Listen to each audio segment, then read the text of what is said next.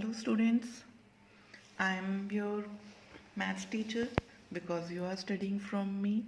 अगर आप मुझसे पढ़ रहे हैं तो मैं आपकी टीचर हुई और आज मेरी पहली क्लास है आपके साथ और मैं ये होप करती हूँ कि आपको बहुत पसंद आएगी, लेकिन आप इसे कंसिस्टेंटली देखिएगा। हो सकता है शुरू में आपका इंटरेस्ट ना हो, लेकिन जैसे जैसे आप मुझे सुनेंगे मुझे पूरी उम्मीद है कि आपको ये पसंद आएगी और समझ में भी आएगी। मेरा मोटो जो है, सबसे पहले मैं ये चाहती हूँ कि जो आपका 10th क्लास का सिलेबस है, जो न्यू सिलेबस है फर्स्ट टर्म, उसके कुछ वीडियोस बनाकर डालूँ ताकि आपको कुछ अगर डिफ़िकल्टी हो तो क्लियर हो सके। तो उसका फर्स्ट चैप्टर है रियल नंबर। रियल नंबर में कुछ टॉपिक्स डिलीट हो चुके हैं, तो 1.1 एक्सरसाइज डिलीट हो चुकी है और 1.2 एक्सरसाइज है। अब मैं आज आपको 1.2 एक्सरसाइज करवाऊंगी, तो उससे रिलेटेड जितने भी टॉपिक्स हैं, जितनी भी टर्म्स हैं, जितने भी कॉन्सेप्ट्स हैं, तो सबसे पहले मैं आपको वो क्लियर करूँगी। जो भी उसमें चीज़ें आपको आनी चाहिए, पहले जब आपको वो चीज़ें आएंगी तभी आप आगे उसको अच्छे से समझ पाएंगे रियल नंबर के 1.2 एक्सरसाइज को। तो सबसे पहले हम नेचुरल नंबर से स्टार्ट करते हैं। नेचुरल नंबर मेरे ख्याल से आप बहुत दिन से करते आ रहे हैं, लेकिन फिर भी हम आज रिवीजन कर लेते हैं। नेचुरल नंबर्स जो होते हैं वो 1 से स्टार्ट होते हैं और वो 1, 2, 3 और इस तरह चलते चले जाते हैं। दूसरा इम्पॉर्टेंट टॉपिक जो है हमारा वो है, सेकेंड है होल नंबर्स।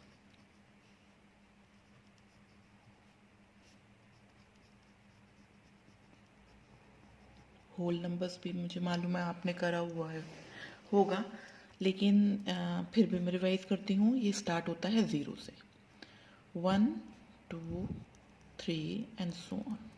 ये चलते चले जाते हैं, लेकिन सबसे स्मॉलेस्ट जो आपका स्मॉलेस्ट आपका होल नंबर हुआ वो 0 हुआ। जिस तरह नेचुरल नंबर में स्मॉलेस्ट नंबर 1 हुआ, होल नंबर में स्मॉलेस्ट नंबर 0 हुआ। थर्ड है इंटीजर्स।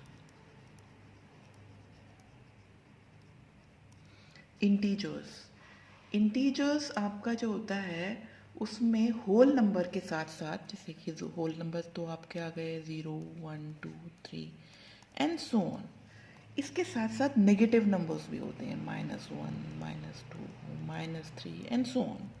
तो दोनों डायरेक्शन में वो चलते चले जाते हैं इनफाइनाइटली, और इस सेट को हम कहते हैं set of integers. Then fourth is composite numbers.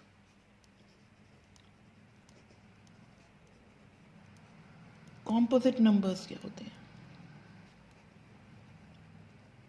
Composite numbers वो होते हैं जिनके फैक्टर्स मोर देन 2 होते हैं। जिनके फैक्टर्स मोर देन 2 होते हैं। फॉर एग्जाम्पल 4 के फैक्टर्स 1 हर एक का फैक्टर होता है, और ये नंबर 4 अपने आप का एक फैक्टर होता है। तो इन दोनों के अलावा कोई एक और, कम से कम एक और उसका फैक्टर होना चाहिए, जो कि यहाँ पर है 2। ठीक, तो उसके अगर 1 और 4 जो वो नंबर खुद और 1 के अलावा भी अगर एक भी फैक्टर है तो वो नंबर कॉम्पोजिट कहलाता है, कॉम्पोजिट नंबर। तो स्मॉलेस्ट कॉम्पोजिट नंबर क्या हुआ? सोचिए, 1 तो आपका ना तो कॉम्पोजिट नंबर है ना प्राइम नंबर है, एक सिर्फ नेचुरल नंबर है, होल नंबर है, एक इंटीजर है, लेकिन कॉम्पोजिट नंबर नहीं हुआ। 2 भी एक कॉम्पोजिट नंबर नहीं हुआ, क्योंकि 2 के सिर्फ जो फैक्टर्स हैं वो हैं 1 और 2 नंबर। तो 2 क्या हुआ, एक इंटीजर्स हुआ, इंटीजर्स हम अभी पढ़ते हैं। 3 भी आपका एक सॉरी इंटीजर्स नहीं, प्राइम नंबर। अब 3 भी आपका 1 है या 3 है, इसके फैक्टर। अब हम आते हैं 4 के फैक्टर्स हैं 1, 2 एंड 4, 3 आ गए, 3 फैक्टर्स हैं। तो जब 3 फैक्टर्स हो जाते हैं, कम से कम 3 हो जाते हैं, तो नंबर कॉम्पोजिट हो जाता है। तो ऐसे नंबर्स को हम कॉम्पोजिट नंबर्स कहते हैं। क्लियर? अब हमारा आता है prime numbers. Fifth topic is prime numbers.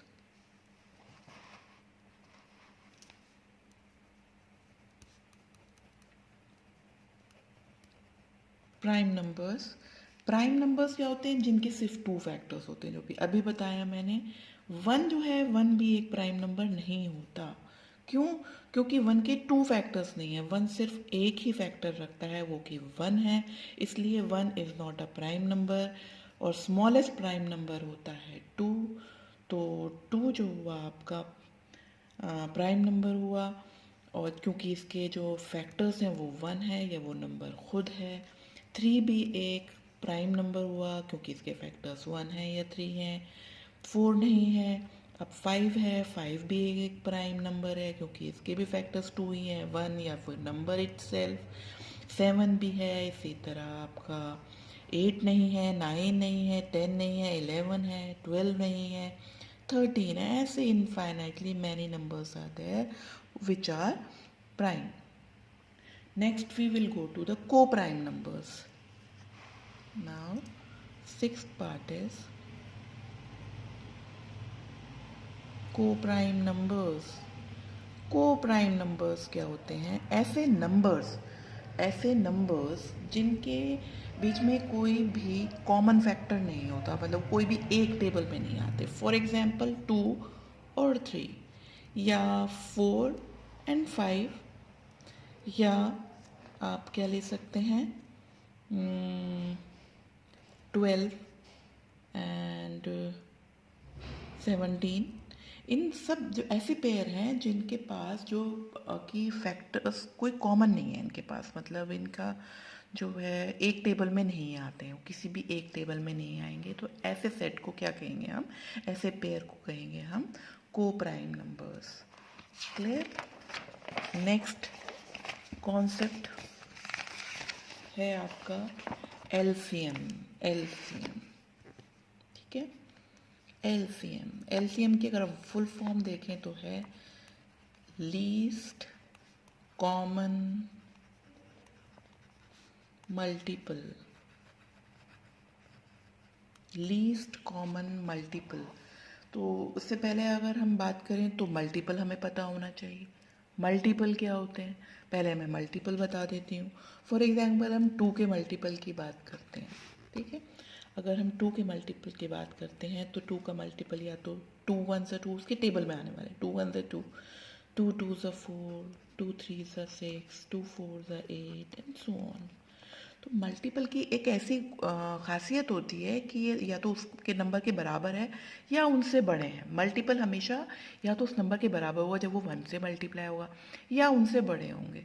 और जो फैक्टर्स की क्या खासियत होती है, क्या उसकी विशेषता होती है, फैक्टर्स की ये होती है। फॉर एग्जाम्पल हम फोर के फैक्टर्स की बात करें तो फैक्टर्स में होगा वन, अगर फोर के फैक्टर की बात करते हैं, या टू या फोर। तो या तो उससे फैक्टर्स जो होंगे या तो फोर से छोटे होंगे या फिर उसके बराबर होंगे। जब हम फोर की बात करें तो या तो फोर तक होगा, उससे ज़्यादा आपके फैक्टर्स, फोर से ज़्यादा कोई फैक्टर नहीं हो सकता, तो वो उससे लेस होते हैं। तो दो चीज़ों के ऊपर ख्याल रखना है आपको, फैक्टर्स क्या होते हैं और मल्टीपल्स क्या होते हैं। अब आता है हमारा, हम फिर आते हैं एलसीएम पर। एलसीएम क्या होता है, लीस्ट कॉमन मल्टीपल। तो मल्टीपल से हमें पता चला जो भी नंबर आएंगे उन नंबर से वो बड़ा ही होगा क्योंकि वो मल्टीपल है। लीस्ट कॉमन मल्टीपल, वो इसका मतलब ये है कि कॉमन की बात हो रही है तो किसी दो तीन या चार के नंबर्स की बात हो रही है, सिर्फ एक नंबर की बात नहीं होती। कॉमन क्या होती है, हम किसी भी बात, किसी चीज़ की बात करते हैं तो भाई हम दोनों में ये बात कॉमन है, तो या उन तीनों में ये बात कॉमन है। तो सिर्फ एक में तो हम नहीं कह सकते ना कि एक में ये बात कॉमन है, तो एक में तो कॉमन ही नहीं होती है। तो इसी तरह नंबर की जब बात हो रही है, लीस्ट कॉमन मल्टीपल की बात हो रही है, तो वहाँ पर नंबर भी कम से कम दो तो ज़रूर होंगे। तो इसी तरह मैं दो एक एग्जाम्पल लेकर चलती हूँ, जो तो आपको ध्यान रखना है कि वो कम से कम दो नंबर की बात होगी। अगर मैं एलसीएम की बात करती हूँ, मैं 2 और 12 ले लेती हूँ, ठीक है। तो सबसे पहले मुझे 12 के सारे प्राइम फैक्टर्स लिखने पड़ेंगे। 2 का 2 ही होता है, और 12 के प्राइम फैक्टराइजेशन शायद मेरे ख्याल से आपने करी होगी, शायद, क्या वो तो करनी ही चाहिए, वो आप 10th क्लास में हैं। और 12 का अगर हम प्राइम फैक्टराइजेशन करें तो कैसे होगा, आप बताइए। 12 का होगा, सबसे पहले हम 2 से करते हैं, 2 6 12, 2 3 6, देन 3 1 3। तो क्या हुआ आपका 2 इंटू 2 इंटू 3। अब हम इन दोनों की एलसीएम की बात करते हैं। LCM of 2 and 12 is equals to, सबसे पहले इसका मेथड क्या होता है, इसको पहले हम लिख देते हैं 2⁻² इंटू 3, ठीक है। इसका मेथड क्या होता है, हमें 2 और 12 का देखना है, इन सबके फैक्टर्स जो सारे डिफरेंट डिफरेंट फैक्टर्स हैं वो लिख दीजिए आप। तो सारे डिफरेंट डिफरेंट फैक्टर्स क्या हैं, एक तो 2 आ रहा है दोनों में, एक 3 भी आ रहा है। अब 2 की मैक्सिमम पावर क्या है इन दोनों में, 2 की मैक्सिमम पावर यहाँ पर 1 है और यहाँ पर 2 है, तो यहाँ पर हम क्या लेंगे, यहाँ पर ये मल्टीप्लिकेशन में है, यहाँ पर लेंगे हम 2, तो ये हो जाएगा 2 मैक्सिमम पावर लेनी होती है, तो यहाँ 1 है यहाँ पर 2 है, तो हम 2 मैक्सिमम पावर लेंगे। तो 2 2 ज़ा 4, 4 को 3 से मल्टीप्लाई करा, 4 3 ज़ा 12, तो आपका एलसीएम क्या आया 12, 12 आपका एलसीएम आ गया। इस तरह हम एलसीएम निकालते हैं। और अभी यही जैसे हमने 2 नंबर्स का करा है, इसी तरह 3 नंबर्स का भी, 4 नंबर्स का भी हम निकाल सकते हैं। अब हम आते हैं एचसीएफ पर, ठीक है। एचसीएफ क्या होता है भाई, एचसीएफ की पहले फुल फॉर्म मालूम होनी चाहिए, हाईएस्ट कॉमन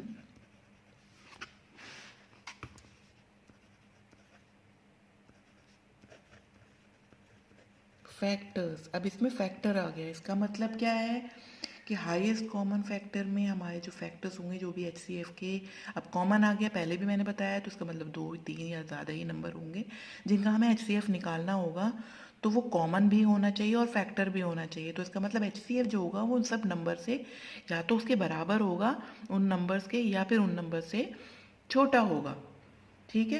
क्योंकि फैक्टर हमेशा क्या होता है, तो बराबर होता है या उन नंबर से छोटा होता है। तो एक से एग्जाम्पल ले लेते हैं। अब इसी को हम दोबारा ले लेते हैं भाई, 2 और 12 का ही पेयर हम दोबारा ले लेते हैं।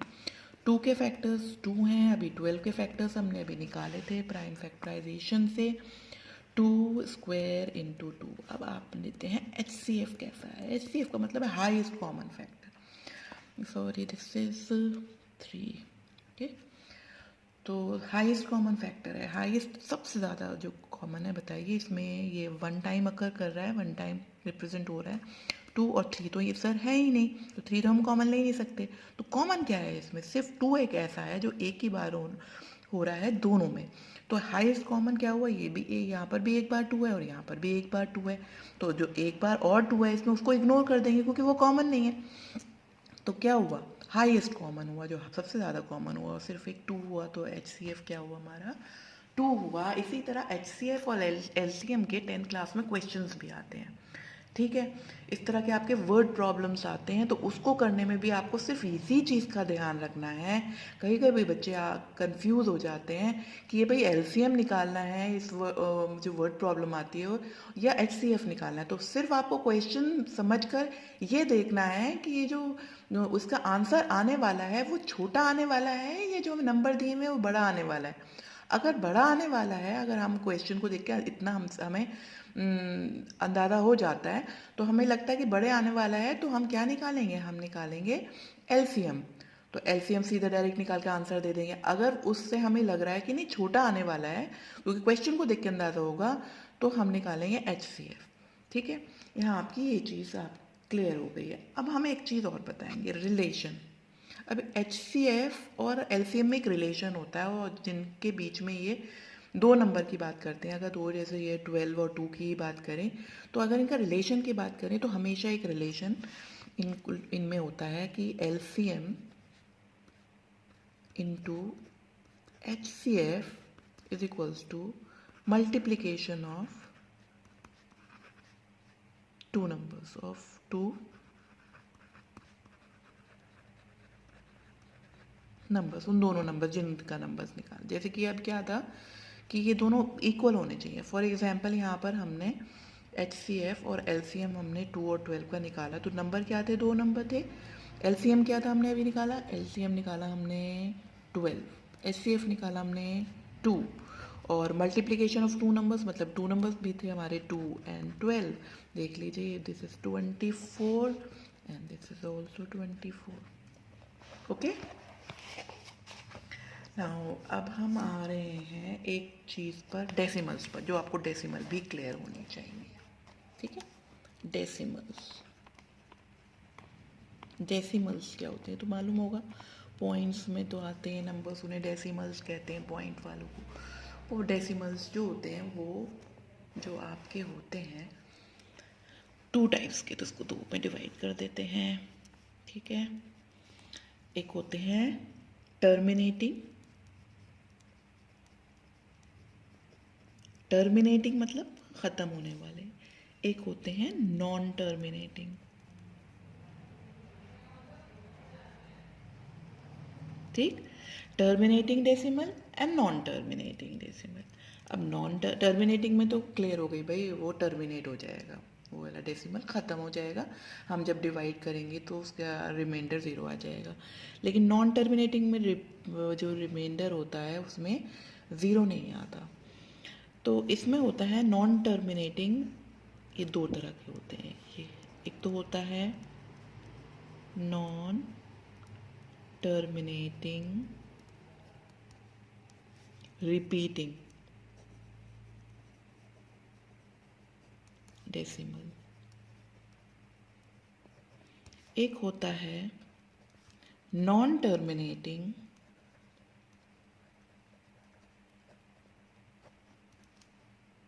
नॉन रिपीटिंग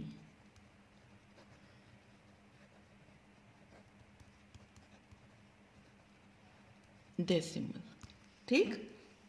अच्छा, ये जो नॉन टर्मिनेटिंग होते हैं बट रिपीटिंग होते हैं, फॉर एग्जाम्पल मैं ले बताती हूँ, 2.333 मतलब रिपीट कर रहा है, ठीक है। तो मैं इसको लिख सकती हूँ एंड सो ऑन 2.3 बार।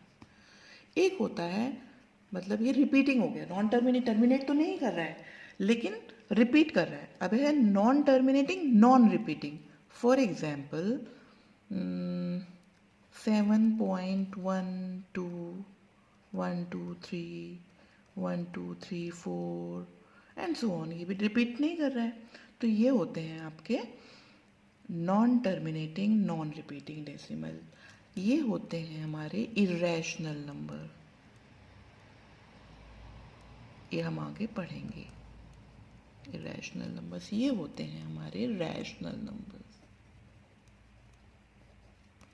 अगर हम इन दोनों को ज्वाइन करें, इसको इरेशनल नंबर और रैशनल नंबर्स को, तो क्या होता है, इन दोनों को ज्वाइन करेंगे तो हमें एक नया नंबर मिलते हैं, नंबर सिस्टम मिलता है रियल नंबर, ठीक है, जो हमारे चैप्टर का नाम है। तो रैशनल नंबर और इरेशनल नंबर दोनों को मिलकर एक सेट बनता है रियल नंबर। रियल नंबर का मतलब है जो दुनिया में एग्जिस्ट करते हैं, जो नंबर लाइन पर एग्जिस्ट करते हैं, हम नंबर लाइन पर ड्रॉ कर सकते हैं, ठीक है। अब एक और टॉपिक है जो कि हमें ज़रूरी करना है, वो है उसकी डेफिनेशन यहाँ लिखी हुई है, ये मैं आपको समझा देती हूँ। फंडामेंटल थ्योरम ऑफ अर्थमेटिक, ठीक है। फंडामेंटल थ्योरम ऑफ अर्थमेटिक पहले मैं पढ़कर बताती हूँ, फिर मैं उसको एक्सप्लेन करूँगी। Every composite number can be expressed or factorized as a product of primes and this factorization is unique apart from the order in which the prime orders occur or written, ठीक है। हर एक composite number, अब तो आपको composite number अच्छे से समझ में आ गया। कॉम्पोजिट नंबर क्या था, जिसके प्राइम फैक्टर्स जो होते हैं वो 2 से ज़्यादा होते हैं। तो एवरी जो composite number can be expressed, उसको हम फैक्टराइज कर सकते हैं, रिप्रेजेंट कर सकते हैं प्रोडक्ट ऑफ प्राइम्स में। और वो जो प्राइम फैक्टराइजेशन उसका वो एक यूनिक होता है अपार्ट फ्रॉम कि उसका ऑर्डर इधर उधर हो जाए। फॉर एग्जाम्पल जैसे 12 है, अगर हमने 12 का देखा तो मैं 12 का क्या था भाई, 2, ये तो अभी याद होगा आपको, 2 इंटू 2 इंटू 3। इसका ऑर्डर तो चेंज हो सकता है लेकिन फैक्टराइजेशन हमेशा यही रहेगा। इसका ऑर्डर कैसे चेंज, जैसे ये इसमें लिखा हुआ है ना कि apart from the order in which the prime factors, अगर ये प्राइम फैक्टर्स है ना, प्राइम नंबर्स है, तो इसको हम ऐसे भी लिख सकते हैं कि भाई 2 इंटू 3 इंटू 2, ठीक है। तो ये चीज़ मैटर नहीं करती है, ये कह रहा है। लेकिन every composite number, for example 12, can be expressed as the product of primes, मतलब 2 इंटू 2 इंटू 3 और 2 raise to the power 2 into 3। This is the prime factorisation. This is nothing but fundamental theorem of arithmetic. आप next video ज़रूर देखिएगा जिसमें मैं कराऊंगी आपको exercise 1.2।